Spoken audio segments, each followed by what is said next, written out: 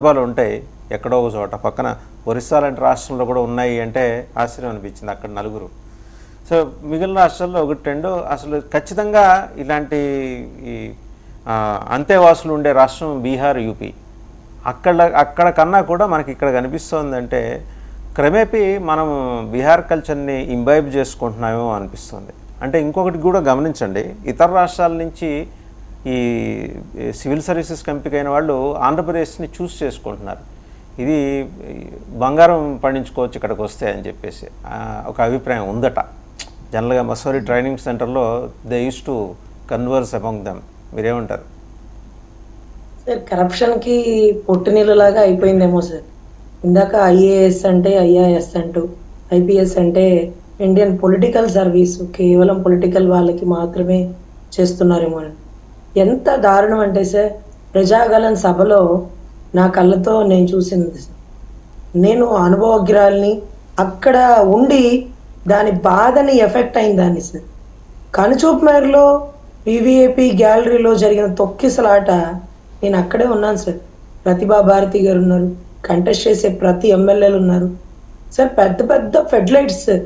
నాకు తెలిసి సభల్లో, ఏదో సినిమా ఫంక్షన్స్లో, క్రికెట్లో చూసేటటువంటి ఫెడ్లైట్స్ పైకి ఒక గంజాయి సేవించిన వాడు ఎక్కేస్తుంటే ఒక ట్రిప్ టీడీపీ కార్యకర్త దింపాడు, ఒక ట్రిప్ జనసేన కార్యకర్త దింపాడు. మధ్యలో మోడీ గారు మీటింగ్ ఆపేసి మరి అతన్ని దిగమంటున్నారు. ఆ టైంలో పోలీసులు ఏం చేస్తున్నారు?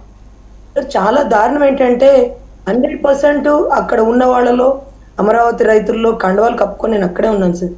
100% నేను చచ్చే బయటకు వస్తాను, 100% బతకను అని ఫిక్స్ అయిపోయాను సార్. అంత భయంకరమైన తొక్కిసలాట. నా కళ్ళ ముందు నా కాళ్ళు తొక్కేసి రక్తం వస్తున్న టైంలో డాక్టర్ కనుచూపు మేరలో ఎక్కడో కనబడుతున్నాడు. ఇవంతా ఒక ఎత్తు. తొక్కితే నేను చచ్చిపోతాను, నాతో పాటు 4 అమరావతి రైతులు చచ్చిపోతారు, అది పెద్ద విషయం కాదు. కందుకూరు ఘటన, గుంటూరు ఘటన చూసినప్పుడు ఫెయిల్ అయిన పోలీస్ ఆఫీసర్లలో ఒక్కడన్నా సస్పెండ్ చేయలేని దౌర్భాగ్య పరిస్థితికి ఈ రోజు ఆంధ్ర రాష్ట్రం వచ్చిందంటే దొమ్మి కేసులో కొట్టేసినట్టే కదా సార్.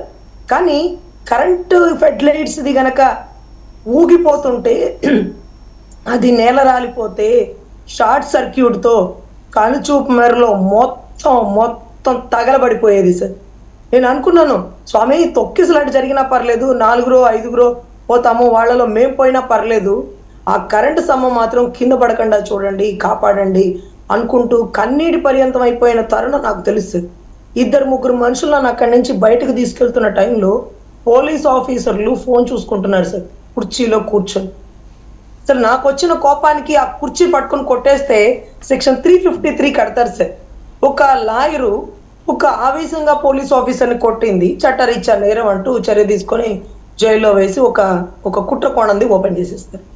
మనసులో కోపాన్ని దిగమింగుకొని భయంకరమైన బాధని కన్నీటితో చూపించుకుంటూ ఆ ప్రాంగణం నుంచి బయటికి వెళ్ళిన పరిస్థితి, దుస్థితి కనుచూపు మేరలో అందరూ చూశారు. లాయర్ రజనీ గారు ఏడ్చుకుంటూ బయటికి వెళ్ళారు అని. అసలు ఎంత దారుణం ఏంటంటే సార్, నేను చచ్చిపోతానని భయం లేదు సార్. ఆ ఫెడ్లైట్స్ పడితే కనుచూపు మేరలో అందరూ చచ్చిపోతారు. ఏంటిది అసలు? వీళ్ళు పోలీస్ ఆఫీసర్లేనా? అందరూ రెడ్లే సార్. మొత్తం తిరగదిప్పి చూస్తే అసలు తిరుమల రెడ్డి, పరమేశ్వర్ రెడ్డి, తర్వాత చూస్తే రవిశంకర్ రెడ్డి, తర్వాత చూస్తే మాధవ్ రెడ్డి అట. నెల్లూరు, ప్రకాశం జిల్లా, సత్యసాయి జిల్లా, మా పల్నాడు జిల్లా.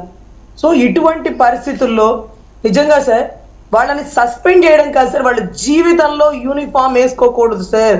ఒక వ్యక్తి నిర్లక్ష్యం వల్ల ఒక బిడ్డ చనిపోతుందేమో, 4 బిడ్డలు చనిపోతారేమో, అన్ని లక్షల మంది చావుకి కొంతమంది పోలీసుల ఆఫీసర్లు కారణం అవడం. అసలు ప్రధానమంత్రి వచ్చిన దగ్గర ఈ షార్ట్ సర్క్యూట్ అవుతే దేశంలో ఉయ్యర సార్, రాష్ట్రాన్ని ఉయ్యర సార్. నాకు అనిపించింది సార్ మనస్ఫూర్తిగా, నాకేదైనా అయినా పర్లేదు, పక్కన ఎక్కడో ఢిల్లీ నుంచి మోడీ గారి మెసేజ్ వినడం కోసం పాపం అలాంటి కోట్లు వేసుకొచ్చిన మోడీ గారి టీం ఉన్నారు, చూస్తారు మన రాష్ట్రంలో జరుగుతుందని. నేను పోయినా పర్లేదు సార్, మీకేం కాదు, నేను జాగ్రత్తగా మిమ్మల్ని తీసుకెళ్తానని ఫస్ట్ వాళ్ళని పంపించి తర్వాత నేను ఆ ప్రాంగణం నుంచి బయటకు వచ్చాను సార్. ఎంత దౌర్భాగ్య పరిస్థితి అయితే ఇలాంటి వాళ్ళని నిజంగా ఊరు తీసినా తప్పులేదు సార్.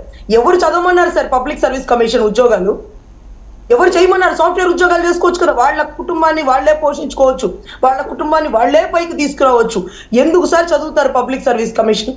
కేవలం పబ్లిక్ సర్వీస్ చేయాలి, నేను సైతం అని. చిన్నప్పుడు పుట్టిన పెరిగిన నుంచి స్కూల్లో ఏమవుతావురా నువ్వు అంటే ఐఏఎస్ ఐపీఎస్ ప్రతి ఒక్కడివే చెప్తాడు. ఇది ఒక తీరని కళ. ఈ కళ తీర్చుకున్నాక మనం ఏం చేయాలా? సర్వీస్ చేయాలి. నువ్వు సర్వీస్ చేయడానికి వచ్చిన వాడి పొలిటికల్ కి సర్వీస్ చేస్తావా? అది కూడా ఎలక్షన్ కోడ్ ఆన్ అయ్యాక కూడా వాళ్ళ ఉద్యోగాలు రిస్క్ పెట్టుకొని ఎవరి కోసం చేస్తున్నారు సార్? నేను ఎన్నో కేసులు చేసుంటా ఎంఆర్ఓ వాళ్ళ దగ్గర, సార్ ఈ పని చేయండి అంటే అమ్మ పొలిటికల్ ప్రెషర్ ఎక్కువ ఉంది, నా మాట విను, హైకోర్టులో రిట్ వేయి, అది ఆర్డర్ వస్తుంది, డైరెక్షన్ వచ్చింది కదా మేము చెయ్యాలని చెప్పి చేస్తాం అనేవాళ్ళు.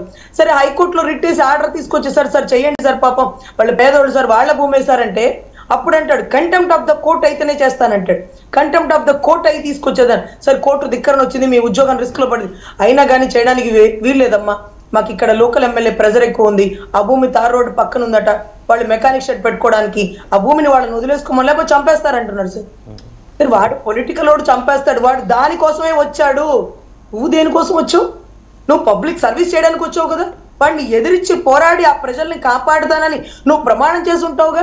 రాజ్యాంగం మీదో నీ వృత్తి ధర్మం మీదో, వృత్తిలో నా ప్రాణం పోయినా పర్లేదు అని చెప్తావు కదా. ఈరోజు ఒక భూమిని కాపాడలేకపోతున్నావు, ఒక గట్టు రాయిని కాపాడలేకపోతున్నావు, మా లాంటి ప్రాణాలని కాపాడలేకపోతే ఇంకెందుకు సార్ ఆ చదువు? వదిలేసి సాఫ్ట్వేర్ ఉద్యోగం చేసుకోమనండి సార్, పక్క దేశానికి పోమనండి సార్, చేత కాకపోతే రాజకీయాలు చేయమనండి సార్. ఇలాంటి ఉద్యోగాలకి వీళ్ళు తగరు. ఒక చెంచాగిరి చేయడానికి public service commission is not suitable. చేయమనండి, రాజకీయాలు చేయమనండి సార్, డబ్బులు తీసుకొని దొబ్బి పెట్టమనండి. అంతేగాని మా ప్రాణాలకి నమ్మకం, అమ్మ అక్కడ పొలిటికల్లో రాజకీయ నాయకుల మధ్యలో పోలీసు వాళ్ళు ఉన్నారు, మాకేం ఇబ్బంది లేదు అని ధైర్యంగా వెళ్ళే మా లాంటి ప్రాణాలని కాపాడేది ఎవరు సార్? చాలా astonishing observations and I understand your agony